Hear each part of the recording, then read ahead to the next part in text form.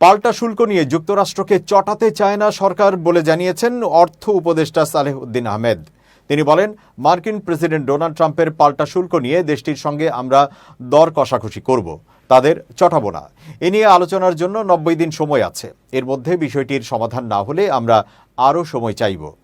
বুধবার রাজধানীর একটি 5 তারকা হোটেলে জাতীয় রাজস্ব বোর্ড ও এফবিসিসিআই এর যৌথ আয়োজনে অনুষ্ঠিত 45তম পরামর্শ কমিটির সভায় প্রধান অতিথির বক্তব্যে অর্থ উপদেষ্টা এসব কথা বলেন। ডক্টর সালেহ উদ্দিন আহমেদ বলেন, ট্রাম্প প্রশাসনের সঙ্গে আলোচনা চালিয়ে যাচ্ছি, প্রয়োজনে আরও সময় চাইব, যুক্তরাষ্ট্রের সঙ্গে সম্পৃক্ততা বাড়ানো হবে। তিনি বলেন, ট্রাম্প প্রশাসন 3 মাস সময় দিয়েছে, আমরা চাই এই সময়ের মধ্যে যুক্তরাষ্ট্রকে বোঝাতে পারি পাল্টা শুল্কের ফলে আমাদের রপ্তানি খাত ক্ষতিগ্রস্ত হবে। তিনি আরও বলেন, ট্রাম্পের শুল্ক নীতির কারণে ব্যবসায়ে প্রতিযোগিতা বাড়বে, তাই ব্যবসায়ীদেরও প্রতিযোগিতামূলক হতে হবে।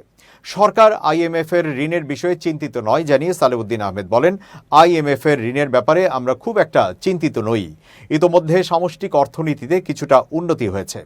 কর ছাড় বা কর রেয়াতের দিন চলে গেছে বলে মন্তব্য করে অর্থ উপদেষ্টা বলেন, রেয়াতের দিন চলে গেছে, আইএমএফ এর চাপে আছি, রাজস্ব বাড়াতে হবে, সরকারও চালাতে হবে। কোনো খাতে রেয়াত দেওয়া মানে সেখান থেকে কর পাবো না।